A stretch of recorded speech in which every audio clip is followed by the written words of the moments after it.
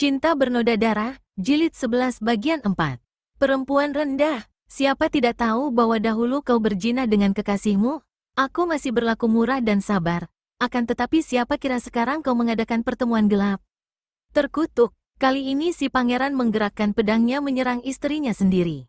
Dua orang anak kecil, yang satu dipondong Sumaceng, yang seorang memegangi gaunnya dari belakang, menjerit-jerit ketakutan menyaksikan adegan yang tidak mereka mengerti, akan tetapi yang mendatangkan rasa takut pada mereka itu.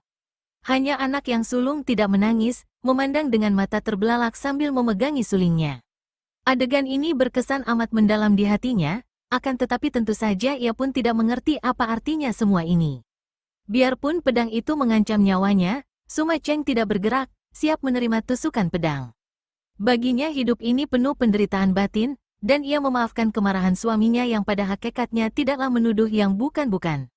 Memang ia merasa berdosa terhadap suaminya yang sebetulnya amat mencintanya. Kalau ia mau, tentu saja ia dapat mengelak bahkan melawan, karena adik dari Sumaboan ini pun memiliki ilmu kepandaian silat yang lumayan namun jauh lebih tinggi daripada kepandaian suaminya.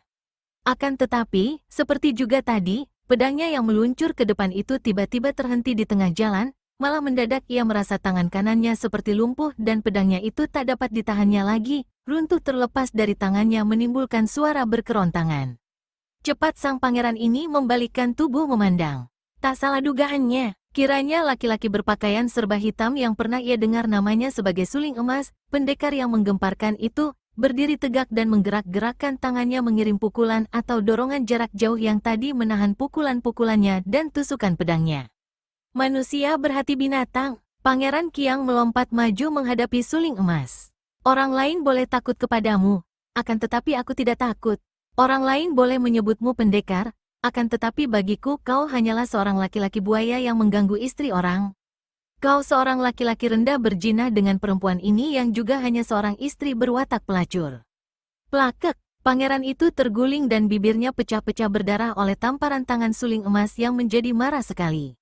Muka pendekar ini menjadi agak pucat, matanya memancarkan cahaya berkilat. Mulutmu busuk, kau boleh memaki aku, akan tetapi kau terlalu menghina Cheng-Cheng. Biarpun dia sudah menjadi istrimu, namun ia tetap seorang wanita yang agung, yang bersih, yang suci. Dia perempuan jalang, pelacur tak tahu malu. Pangeran itu dalam marahnya melompat bangun dan memaki lagi. Bukek, sebuah dorongan membuat ia terjengkang ke belakang, berdebuk keras dan sambil meringis kesakitan, pangeran ini merangkak bangun lagi. Pendekar macam apa ini? Menjinahi istri orang, menggunakan kepandaian untuk menghina orang dan merampas istrinya. Cih, yang begini mengaku pendekar? Kau boleh bunuh aku, akan tetapi namamu akan membusuk sampai akhir zaman. Mari kita mengadu nyawa. Jangan, suamiku, jangan, kau takkan menang. Busong, kau pergilah. Akan tetapi Suling Emas tidak mau pergi, ia maklum bahwa kalau ia pergi begitu saja, tentu Sumaceng akan celaka, disiksa mungkin dibunuh suaminya. Pangeran yang tolol, kau dengarlah. Aku sama sekali tidak melakukan perbuatan yang bukan-bukan dengan istrimu. Dia terlampau suci untuk mengkhianatimu. Memang dulu aku mencintainya, akan tetapi dia sudah menjadi istrimu sekarang. Ia menarik napas panjang, jangan kau memfitnah yang bukan-bukan. Siapa bilang fitnah? Kau datang menjumpainya, sikap kalian, dan perempuan hina ini membelamu. Siapa tidak tahu bahwa kalian masih saling mencinta. Keparat, terkutuk, benar-benar menghina sekali. Hayo kau bunuh aku lebih dulu, baru kau bisa merampas istriku, keparat. Dengan kemarahan meluap karena rasa cemburu, pangeran itu menubruk maju dan memukul. Pukulannya tepat mengenai dada Suling Emas, akan tetapi bukan yang dipukul yang roboh, melainkan pangeran itu sendiri yang terpelanting dan lengan kanannya yang memukul patah tulangnya. Kau ingin mati? Apa sukarnya membunuhmu? Cheng-Cheng, kalau manusia ini begini menghina kita, mengapa kau lebih senang tinggal menjadi istrinya? Biarpun kau sudah menjadi ibu dari 3 orang anak. Aku masih sanggup melindungimu selamanya dan membunuh tikus busuk bermulut kotor ini.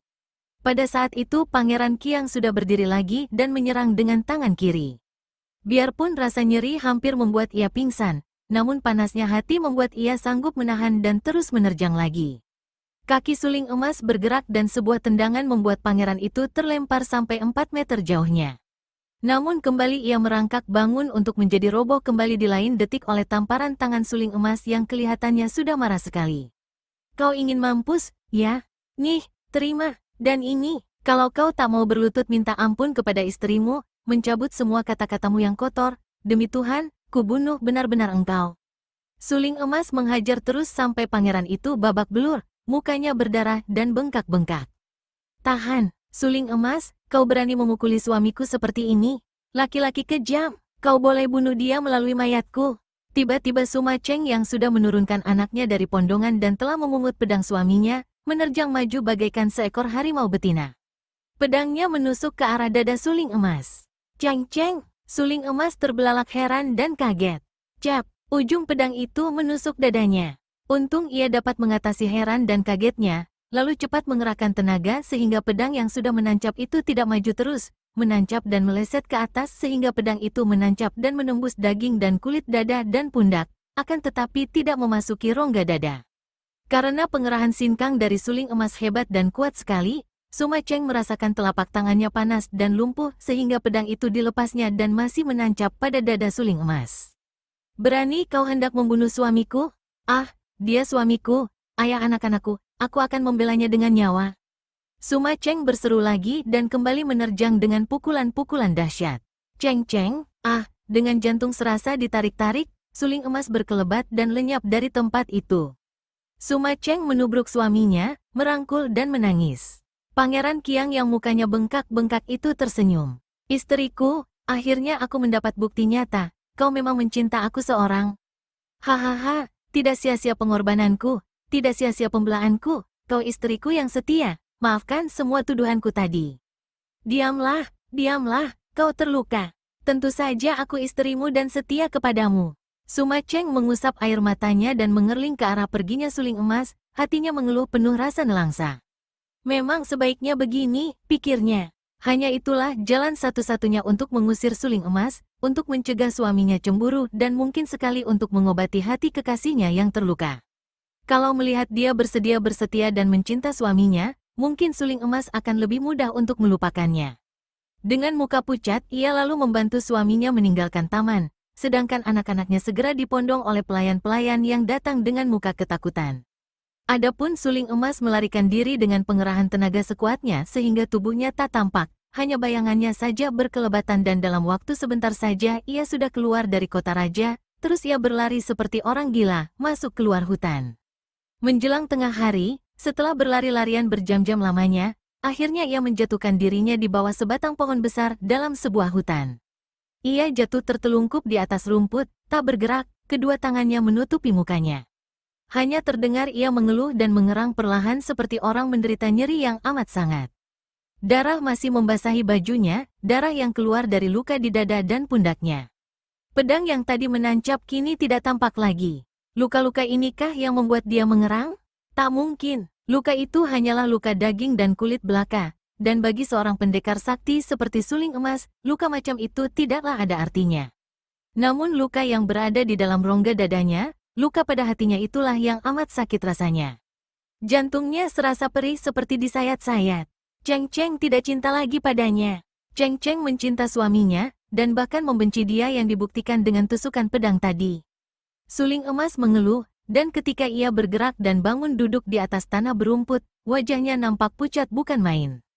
Warna bulat kuning pada bajunya yang hitam, yaitu bagian dada, telah menjadi merah karena darahnya. Paduan warna hitam baju dan merah darah itu membuat mukanya kelihatan lebih pucat lagi. Agaknya peristiwa yang hanya beberapa jam lamanya itu membuat kerut-merut di antara kedua matanya makin mendalam, dan membuat sinar sepasang matanya menjadi redup sayu. Tanpa disadarinya, tangannya meraih ke pinggang, dan di lain saat ia telah meniup sulingnya. Suara yang keluar dari sulingnya melengking tinggi, mengalun panjang dan menyuarakan lagu sedih yang penuh kepiluan hati. Bagi orang yang mendengar suara suling ini, tentu akan menyatakan bahwa suara itu memilukan dan menyedihkan.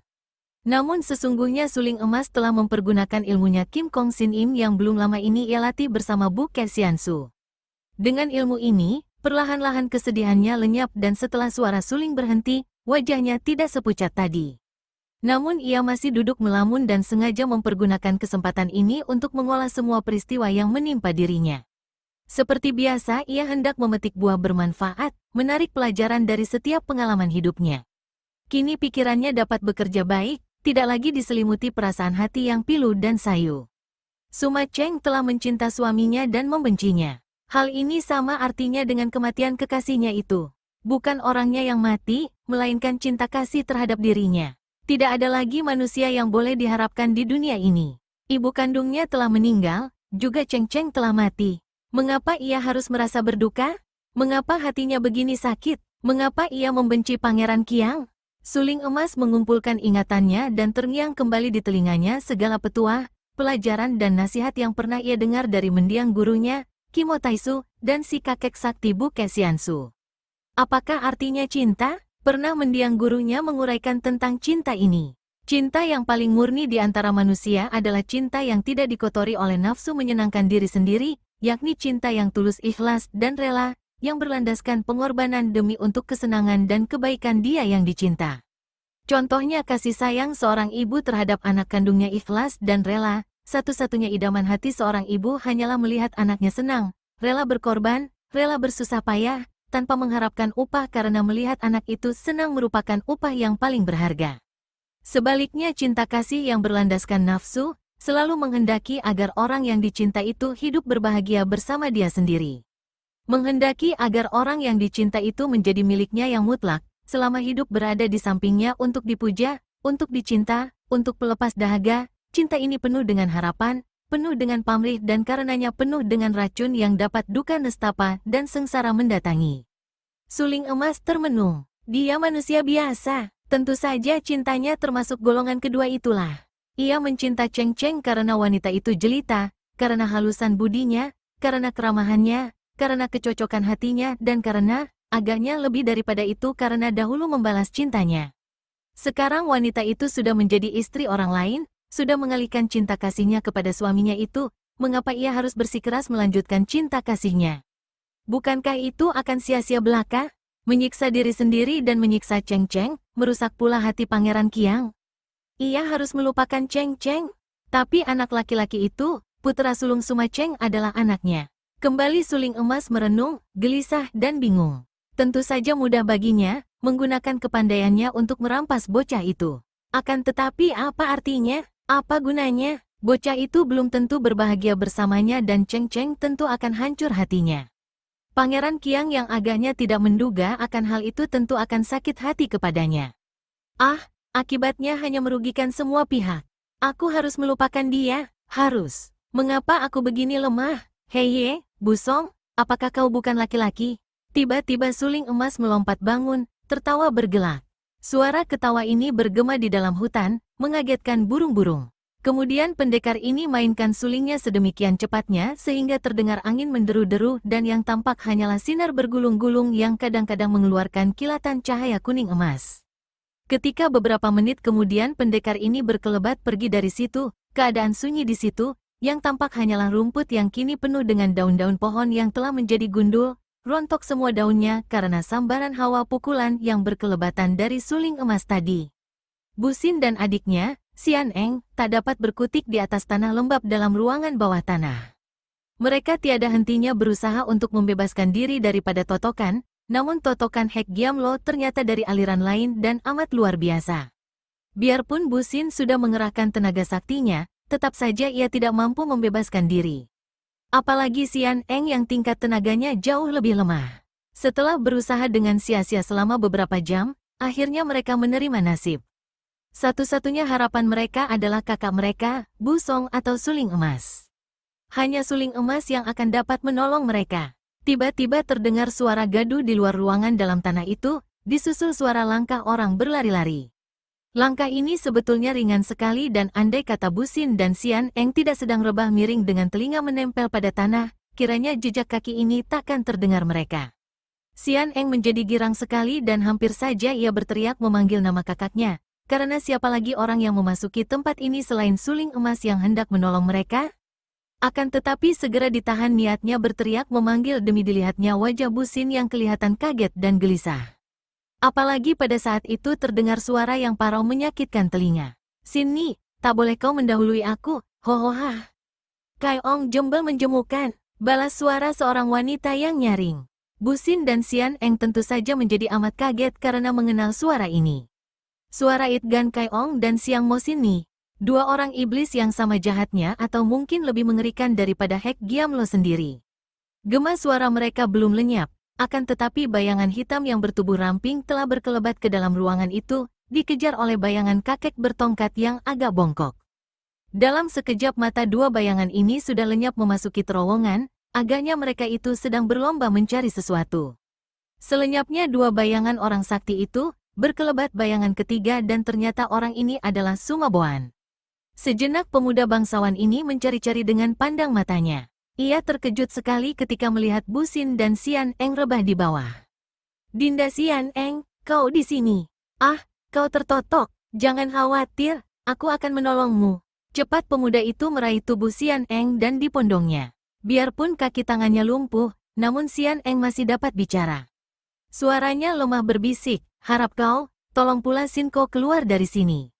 Ah, tak mungkin aku menolong dua orang sekaligus, moi-moi. Terowongan terlalu sempit dan di sini berbahaya sekali. Kalau tidak bersama Suhu, aku sendiri tidak berani. Mari kita cepat keluar, biar nanti kakakmu ditolong Suhu. Setelah berkata demikian, Sumaboan yang memondong tubuh Xian Eng itu berlari keluar dari tempat itu dengan gerak kaki cepat. Ia memang merasa ngeri karena tahu bahwa tempat ini adalah tempat rahasia persembunyian Hek Giam Lo, apalagi tadi gurunya mengejar Xiang Mo Xin Ni dan dengan adanya wanita iblis itu di sini, maka tempat ini menjadi lebih berbahaya lagi. Hati Bu Xin tidak enak sekali melihat adiknya dipondong Sumaboan. Ia tidak suka dan tidak percaya kepada putra pangeran itu. Akan tetapi apa yang dapat dilakukan? Kaki tangannya masih dalam keadaan lumpuh tertotok, dan ia tidak dapat mencegah perbuatan Sumaboan itu, karena betapapun juga, pemuda putra pangeran itu bermaksud menolong Xian Eng. Keadaan Xian Eng dan dia berdua memang berbahaya sekali, nyawa mereka terancam bahaya. Setidaknya Sumaboan membebaskan Xian Eng daripada ancaman iblis-iblis jahat yang memasuki terowongan tadi. Dan agaknya di antara adiknya dan putra pangeran itu terdapat hubungan cinta kasih. Sungguh pun ia tidak suka mempunyai seorang adik ipar macam Sumaboan, namun jelas bahwa pemuda itu takkan mengganggu Xian Eng kalau memang mencintanya. Dan jauh lebih baik seorang di antara mereka tertolong daripada keduanya harus mati konyol di tempat mengerikan ini. Mendadak terdengar angin bertiup dan dua sosok bayangan sudah berkelebat memasuki ruangan itu lagi. Kini dua bayangan itu sudah berdiri berhadapan, dan memang mereka adalah Xiang Mo Xin Ni dan It Gan Kai Ong, keduanya saling pandang dengan mata penuh kemarahan. Kai Ong jembel busuk, kau mengganggu saja kepadaku. Heh, siapa mengganggu? Kita bersama mempunyai tujuan yang sama, mencari barang pusaka Hek Giam Lo, akan tetapi ternyata kita tak berhasil. Tidak ada apa-apa di sini kecuali bocah menjemukan ini. It Gan Kai Ong, kau benar-benar menjengkelkan. Kalau tidak ada kau yang mengganggu, barangkali aku akan berhasil. Kau benar-benar sialan. Sambil berkata demikian, Xiang Mo Xin Ni menerjang maju dengan kaki tangan dan rambutnya, menyerang dengan hebat. Namun It Gan Kai Ong menggerakkan tongkatnya. Segera mereka bertanding di ruangan itu dengan hebat, ditonton oleh Bu Xin yang masih rebah di atas tanah lembab. Tua bangka bosah hidup, lihat ini.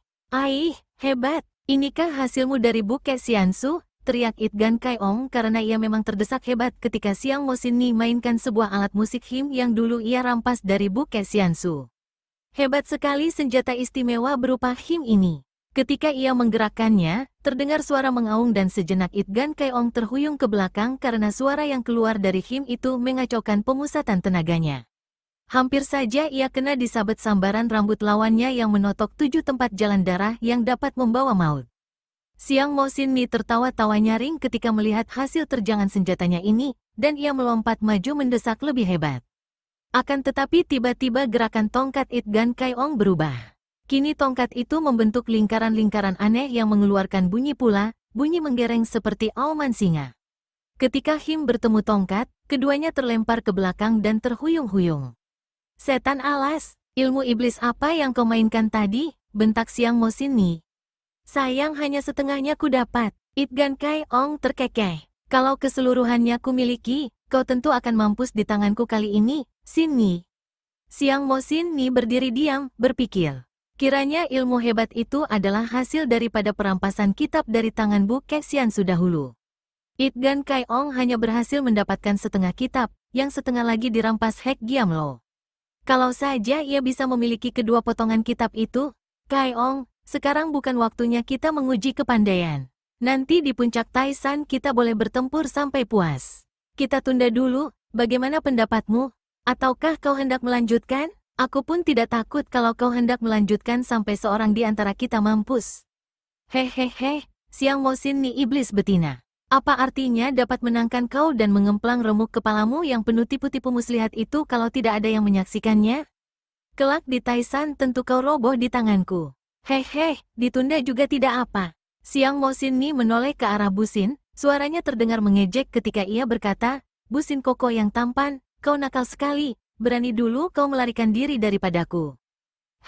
Agaknya memang kau tidak bisa lama-lama berpisah dariku, maka sekarang bertemu kembali di sini. Hehe, agaknya sudah jodoh, sini. Hisap saja darahnya sampai habis, tunggu apa lagi? Ataukah kau sudah bosan? Biar ku coba dia dengan ludahku. Itgan Kaiong meludah ke arah Busin. Andai kata tidak ada yang menghalangi, ludah itu tentu akan membuat kepala Busin berlubang dan sekaligus akan mencabut nyawa pemuda itu. Akan tetapi Siang Mosin ni mendengus, rambutnya bergerak dan air ludah itu terpukul ujung rambut, menyambar kembali ke arah Itgan Kaiong yang miringkan kepala, membiarkan air ludahnya sendiri menyambar lewat dan lenyap ke dalam batu karang di belakangnya. Jembel busuk, jangan main-main. Dia ini punyaku, tak boleh kau ganggu dia. Nyawanya berada di tanganku, dia mau mati atau hidup, aku yang menentukan. Hohoha, enak kau bicara, Siang Mosin nih. Kau mau borong dia, mau memiliki dia sampai kalian mampus, aku peduli apa? Akan tetapi sebelum ia kau bawa pergi, ia harus menceritakan lebih dulu kemana perginya Hek Giamlo. Kalau tidak, mana aku mau sudah begitu saja. Jangan kau kira aku begitu goblok, membiarkan kau sendiri saja mendengar keterangan dari mulutnya tentang Hek Giamlo. Kepara tua bangka, aku mau bawa dia pergi atau tidak, kau mau apa? Kembali kedua orang sakti itu sudah saling melotot, siap untuk saling gempur lagi. Busin yang mendengarkan percakapan dan melihat sikap mereka merasa khawatir. Kalau dua orang sakti yang berwatak aneh seperti orang gila ini bertempur karena dia, 90% ia akan mati. Kalian tidak perlu ribut-ribut di sini. Baru saja Hek Giamlo pergi keluar membawa robekan kitab. Baru saja Busin bicara sampai di sini, Itgan Kaiong dan Siang Mosin ni sudah berkelebat lenyap dari tempat itu. Akan tetapi kegembiraan hati Busin melihat ini hanya sebentar karena tahu-tahu Siang Mosin ni sudah berada di tempat itu lagi dan berdiri dekat dengannya sehingga ia dapat mencium bau harum yang sudah amat dikenalnya dan yang selalu membuat ia merasa ngeri dan seram kalau mengingatnya. Tak salah dugaannya bahwa yang datang kembali adalah wanita yang amat ditakuti karena terdengar wanita itu tertawa genit lalu berkata, Anak manis, apakah sekarang kau akan dapat melarikan diri dariku lagi? Sambil berkata demikian ia meraih dan memondong tubuh Busin, kemudian dibawanya lari keluar dari terowongan itu. Perempuan busuk, perempuan hina, kau lepaskan aku, bentak Busin dengan marah. Hatinya masih sakit sekali kalau ia teringat akan apa yang dilakukan Siang Mosin ni kepadanya dahulu.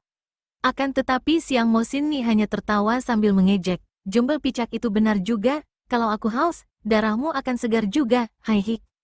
Busin mengkirik kengerian, akan tetapi apa dayanya? Tak lama kemudian ia melihat sinar terang dan ternyata mereka telah tiba di luar terowongan. Setelah berlari untuk beberapa lamanya, mereka tiba di sebuah hutan dan Siang Mosin ni membebaskan totokan Busin. Pemuda ini merasa betapa darahnya mengalir kembali seperti biasa, akan tetapi ia belum mampu bergerak. Karena itu, terpaksa ia hanya meramkan mata saja ketika Siang Mosin ni yang tak tahu malu itu membelainya, bahkan menciumnya. Kau masih tampan. Aku masih sayang kepadamu. Sayang kalau kau kubunuh. Ia mengusap muka pemuda itu. Hai Hik, kau mengingatkan aku akan suling emas. Busin, kalau kau menuruti semua kehendakku, aku bisa membuat kau menjadi seorang laki-laki gagah perkasa seperti suling emas. Aku akan menurunkan kepandaianku kepadamu. Senang kan, perempuan hina? Pergi. Mendadak Busin yang kini jalan darahnya sudah pulih kembali, menghantam sekuatnya. Blukek. Siang Mosin ni terlempar dan mengeluarkan seruan kaget. Tadi ketika ia melihat pemuda itu memukulnya, ia menerima dengan senyum di bibir karena ia mengira bahwa Busin masih seperti dulu kepandaiannya sehingga pukulannya tidak berbahaya sama sekali. Sama sekali ia tidak tahu bahwa semenjak menerima latihan kakek sakti, tenaga sakti di dalam tubuh Busin sudah meningkat beberapa kali lipat kuatnya. Maka kali ini pukulan Busin membuatnya terlempar, sungguh pun tidak mengakibatkan luka dalam karena Siang Mosin Ni sudah menjaga diri dengan elwekangnya. Dari mana kau mendapatkan tenaga besar itu? Tanyanya, masih setengah heran dan terkejut. Namun Busin sudah melompat bangun dan menerjangnya dengan sengit sambil memaki-maki. Ia mengerahkan tenaga sinkang dan mainkan ilmu silatnya yang paling ampuh. Ketika ia sudah berada dekat, kepalan tangan kirinya memukul ke arah kerongkongan wanita itu sedangkan tangan kanan mencengkeram ke arah perut. Dua serangan yang mengandung cengkeraman maut. Haya, Busin, kau benar-benar tak bisa menerima cinta kasih orang. Baiklah kalau kau sudah bosan hidup. Dengan gerakan lincah dan mudah saja wanita ini mengelak daripada dua pukulan Busin itu, kemudian ia berseru keras dan tubuhnya tahu-tahu sudah mencelat ke belakang sampai 5 meter jauhnya. Busin yang menjadi penasaran. Ia mengejar dan kembali menerjang, akan tetapi iblis betina itu menggoyang kepalanya dan Busin merasa pandang matanya gelap ketika rambut yang hitam panjang itu melayang cepat merupakan selimut menghitam yang harum sekali baunya.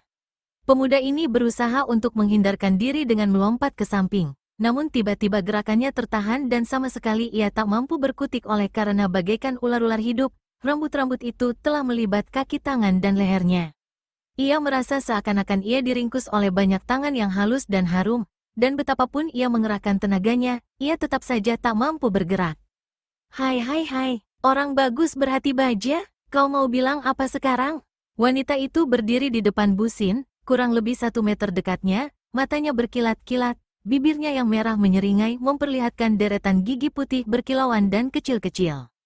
Siang Mosin Ni iblis betina. Mau bilang apa lagi? Aku sudah kalah. Mau bunuh boleh lekas bunuh. Siapa takut mampus? Bentak Busin. Tentu ku bunuh. Wah, aku memang haus dan darahmu tentu enak sekali. Darah seorang keturunan Jenderal Gagah Perkasa dan Satria Utama. Mendekatlah manis, serahkan lehermu kepadaku, biar ku pilih jalan darahmu untuk kuhisap.